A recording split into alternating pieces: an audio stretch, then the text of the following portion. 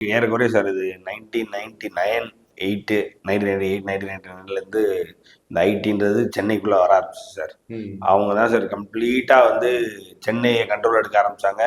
அது ஒரு குறிப்பிட்ட அதாவது செட் ஆஃப் மக்கள் இவங்க வேற நம்ம வேற அப்படின்ற மாதிரி அவங்களுக்குள்ள ஒரு டிஸ்டிங்ஷனை உருவாக்குனாங்க. அதாவது மக்களுக்கும் பொதுமக்களும் அவங்களுக்கும் மத்தியில் ஒரு டிஸ்டிங்ஷன் உருவாச்சு. ஒரு வேற்றுக்கிறாங்க.